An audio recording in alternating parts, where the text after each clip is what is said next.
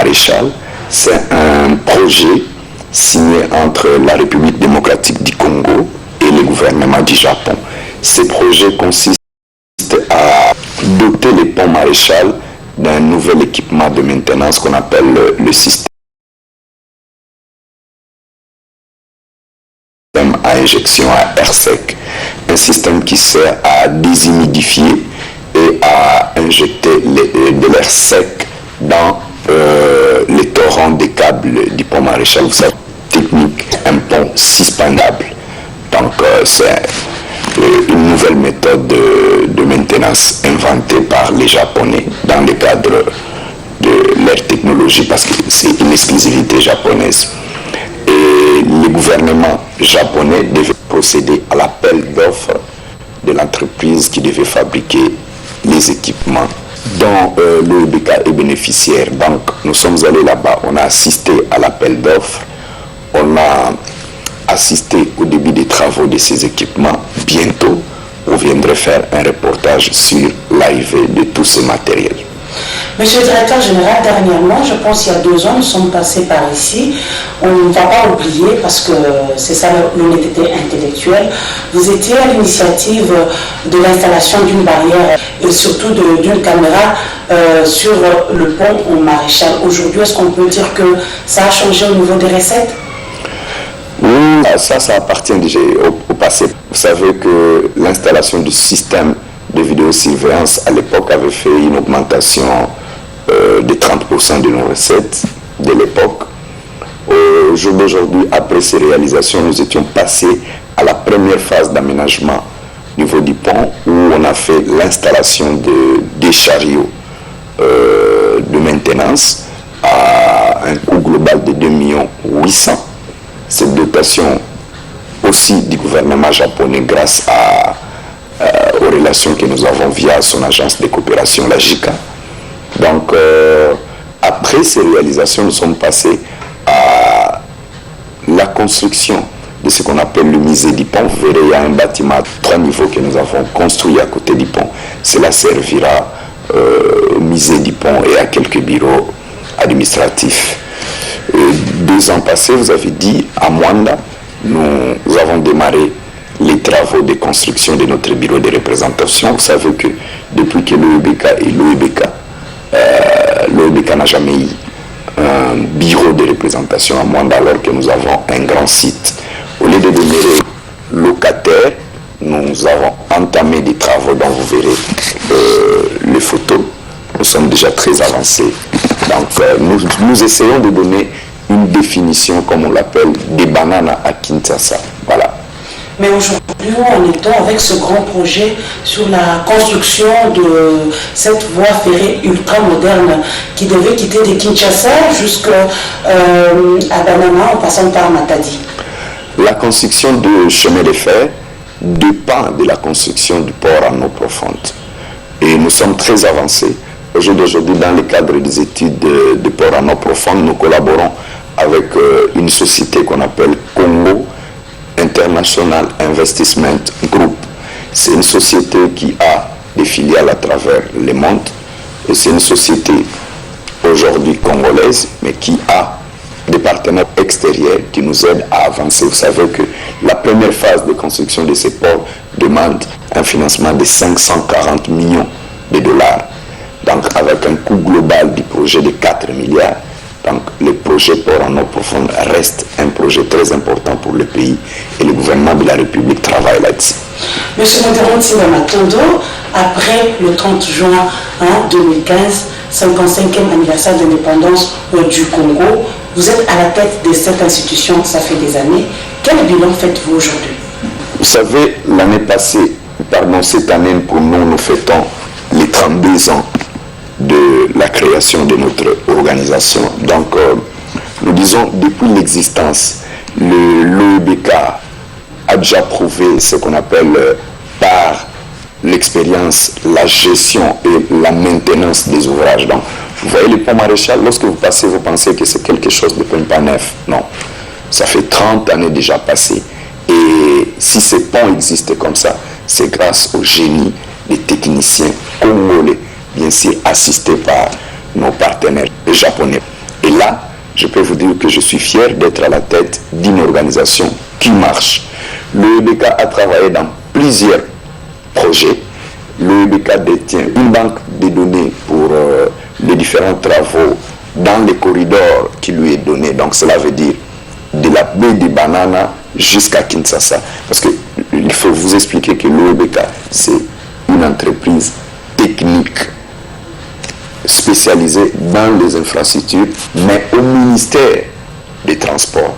Donc, je vous dis que le bilan de l'OEBK est très positif. Question de l'heure oblige.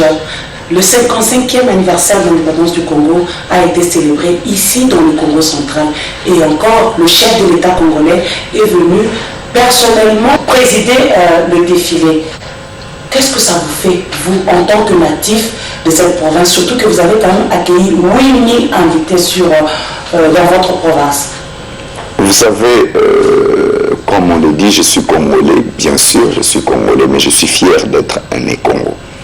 La province du Bas-Congo a prouvé qu'ils étaient capables d'accueillir un événement pareil. D'abord, nous commençons par remercier le chef de l'État de cette initiative parce que sur le plan économique, ça a boosté, vous savez, tout le monde a eu à gagner quelque chose. Donc, les hôtels de Matadi, les hôteliers, les supermarchés, même les mamans qu'on appelle les mamans Maléoua, tout le monde a eu à gagner quelque chose pendant cette période de festivités du 30 juin. Mais sur le plan politique, nous disons c'est un grand cadeau. Tout a toujours été un cadeau pour nous, les Bas-Congo. La civilisation était passée par ici. Voilà le démarrage des festivités dans les différentes provinces du pays commence par les Bas-Congo. Je vous dis que Diego Cao, s'il faut rire un peu, est passé par ici. Le Bas-Congo a toujours eu la chance d'être le territoire de l'Ouozi, qu'on appelle, vous vous souvenez des Aminga Batukezana, un croco à l'Ouozi. Donc voilà le Congo central. Vous avancez un peu, vous pouvez visiter la ferme de Kolomfuma, Jivel Kolo. Vous pouvez aussi visiter les différents gares de train parce que, n'oubliez pas, en entrant par le Bas-Congo, vous verrez une plaque écrite par Stanley. Ici passe à la civilisation.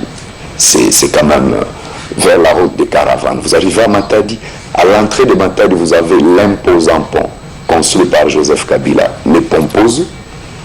À Matadi, vous pouvez visiter Belvedere. À Matadi, vous pouvez visiter le port de Matadi. À Matadi, vous pouvez venir nous visiter à l'OEBK avec les bijoux qu'on appelle les ponts Maréchal. Ouais, il faut les visiter de fond en comble. Vous avez les ponts au-dessus, vous avez le tunnel pour le chemin de fer, les deux côtés. Vous pouvez vous rendre à 30 minutes de Matadi, à Vivi, la première capitale de l'EIC à l'époque étant indépendant du Congo, c'est à Vivi. Donc c'est aussi un site touristique. Sur la route, vous voulez aller au bas-fleuve, vous pouvez visiter le petit séminaire de Mbatakela où a étudié Monseigneur Malula. Vous verrez ses premiers bulletins où c'est écrit Ngalula. Vous voyez qu'en Kiyombe, que ces professeurs Bayombe ont changé à Malula, c'est aussi l'histoire du pays où beaucoup de notables du pays sont passés par l'Ambatakela. Un peu plus loin à Tchela, vous visiterez le mausolée de fait président Kassavubu à Singini. Vous pouvez rentrer à Boma, une ville très touristique, le Baobab de Stanley, le premier véhicule, tout et tout. Que dire de Mwanda, cité touristique de Mwanda où vous avez l'océan Atlantique, les plages de Tondé, les plages des esclaves, tout et tout, tout. C'est un peu ça le Bas-Congo touristique. Pour ceux qui sont venus au Bas-Congo, on devait leur parler de tout ça et rentrer très émerveillés. Donc, de la gare centrale de Kinshasa, 5 heures de route, vous atteignez l'autre bout du Congo central. Donc, vous avez la facilité de nous visiter. Et par le train, en quittant Kimwenza, pour atteindre la gare centrale de Matadi, il faut y passer. Le vice-premier ministre Évariste Bochab a fait la différence. Cela veut dire, cette fois-ci, en venant au Bas-Congo, il a pris le chemin de fer. Il a maintenant une autre idée du Bas-Congo. Vous pouvez venir par avion, et bien le Bas-Congo a ses différents aérodromes à Boma, à Matadi, à Mwanda, à Louozan, à Lukala, vous pouvez atterrir. Vous pouvez aussi prendre les bateaux, donc par les biefs maritimes, en commençant par Matadi, vous avez le port de Boma et atteindre l'embouchure du fleuve Congo. Donc voilà un peu le bas Congo touristique. Je ne suis pas ministre du Tourisme, mais nous pensons que l'amour de ma province, le peu d'expérience que j'ai eu au gouvernement de l'époque avec le gouverneur Mbachi et son vice-gouverneur de Onkusu, le peu d'expérience que j'ai eu en étant à la tête de la ville de Matadi 2007-2009 m'a permis d'aimer et de bien comprendre notre province du Congo central. Voilà, madame, pourquoi une des raisons peut-être qui est fait qu'on puisse choisir le Congo central pour la fête du 30 juin. Voilà, souriez, vous êtes chez Simon Kimbangu, vous êtes chez Kim Pavinta, c'est ici au Congo central. Et surtout chez... Vous êtes chez Kassavou, le tout premier président de la République. Nous avons parlé de la province, on a parlé de l'OEBK, de la province, maintenant parlons des réalisations. Je suis de la diaspora, j'ai bien vu que le chef de l'État avait bien sûr initié une vision, c'est la révolution de la modernité. Et ici au Congo central, quelles sont les réalisations? Au jour d'aujourd'hui, la plus grande réalisation au Congo central, madame, il faut aller filmer la construction du barrage Zongodé. C'est un grand chantier. Et beaucoup de gens n'arrivent pas à voir ces images. Ce n'est qu'à 50 km de la voie nationale numéro 1, l'entrée de Kisanto. Vous aurez l'idée de ce que Joseph Kabila fait du Congo central et de la République démocratique du Congo. Bientôt, les travaux prendront fin, je pense à la fin de l'année. Cela va aider la SNEL à stabiliser la distribution de l'énergie dans la ville de Kinshasa et ici en province du Congo central. Ça, c'est une grande réalisation. Le Congo central, vous l'avez bien dit, vous avez fait la nationale numéro 1. Je suis né et grandi au Congo central. On passait presque 2 semaines pour atteindre Kinshasa. Aujourd'hui, vous pouvez le faire grâce à Joseph Kabila. C'est des travaux. Vous êtes passé par les ponts Pozo. Ces ponts n'existaient pas avant l'arrivée de Joseph Kabila. Il ne faudrait pas être aveugle pour ne pas dire que vous ne voyez pas les infrastructures sur lesquelles vous marchez. Aujourd'hui, au Congo central, vous arrivez à Boma. Nous avons un aéroport aujourd'hui. D'une piste dotée d'une piste de 3 km. Vous avez bien suivi le discours du gouverneur en citant les différentes réalisations. Je ne peux pas l'emboîter le pas. Ici au Bas-Congo, en termes d'infrastructures, passez ici dans la ville de Matadi, vous verrez la voirie. C'est plus de 15 km de voirie faite. Je pense que partout en Europe, la voirie urbaine, 15 km dans nos 2 grandes villes, Boma, Matadi. Vous avez la construction du stade de Mumba qui avance. Vous pouvez aller filmer la construction du stade Joseph Kassavogo à Boma qui est en train d'être construit. Je pense qu'en termes d'infrastructure, vous pouvez aussi visiter les ports de Matadi. La réhabilitation des différents quais sont des travaux entamés par le gouvernement du président Joseph Kabila. Donc il y a plusieurs réalisations comme ça. Vous passez à Mbanzangu, vous verrez à l'époque, on a construit quelques bâtiments pour l'université Congo. Donc au jour d'aujourd'hui, les réalisations au niveau du Bas-Congo, nous n'avons pas à citer. Vous-même, vous pouvez arriver aussi à Mwanda, filmer les travaux de route qui ont démarré à Mwanda. Donc cela veut dire du point zéro de la nationale numéro 1, ça avance vers le centre de Kitona. Voilà. Modérant Timbamatondo est connu de tous.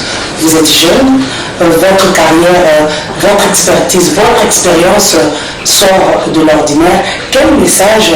On peut dire aussi que le président Joseph Kabila Kabange ne s'est pas trompé de son choix sur votre personne. Quel message avez-vous à tous ces jeunes qui vous regardent aujourd'hui sur la radio nationale congolaise? Madame, ce n'est pas de la magie, c'est une phrase qu'on a toujours écoutée, mais je pense que pour répondre à ces détracteurs de jeunes qui pensent que la jeunesse, c'est dans la rue, non. J'ai un principe, une idéologie que nous disons, c'est un principe de la vie, madame. L'enfance, c'est pour l'école, l'université. Vous commencez l'école et l'université. La jeunesse, c'est pour travailler. Vous êtes rempli d'énergie, vous servez votre pays. La vieillesse, c'est pour la retraite. Ne pratiquez pas ces principes, c'est pour cela, vous voyez, 90 ans. Un Congolais pense qu'il peut encore mieux donner à son pays, alors que cette énergie pouvait servir à bercer les petits-enfants, à conseiller les jeunes au travail. Il y a une concurrence au lieu d'encadrer les jeunes, mais c'est de renvoyer toujours la jeunesse à une seconde position. Je suis fier de ce que je suis, mais je pense que je ne mérite pas plus d'autres jeunes Congolais. Et j'invite d'ailleurs ces jeunes à venir participer, surtout ceux de la diaspora, à venir participer dans la reconstruction de notre pays. Donc le principe est simple, et je pense que les chefs de l'État, au jour d'aujourd'hui, le pratiquent. L'enfance, c'est pour étudier. Vous voyez tout ce que le ministre Makermouamou fait, tout ce que le premier ministre Matata a fait avec le programme de construction des écoles. Beaucoup de gens n'en parlent pas. De toute ma naissance d'Isaïr au Congo, aucun gouvernement n'a réalisé des constructions pareilles d'écoles. J'aimerais que nos amis qui sont même dans l'opposition constatent ça. Nous, à Boma, on a grandi à Boma, je suis du Congo central, on connaissait la colonie scolaire, le petit Zilatou et tout. C'est la toute première fois. Nous avons maintenant des écoles construites par notre gouvernement. Que demande le peuple? Aujourd'hui, nous avons un gouvernement qui fait inaugurer des aéroports, des bâtiments du gouvernement. Nous demandons jeunesse au travail, enfance à l'école, vieillesse à la retraite. Donner la chance aux jeunes. Même sur le plan politique, est-il normal de combattre des jeunes dans des circonscriptions électorales au lieu de les appuyer? Nous voulons beaucoup plus de jeunes, nous voulons avoir des collègues, nous ne voulons pas être comme des magiciens, nous ne voulons pas être trop spécial par rapport à ta propre génération.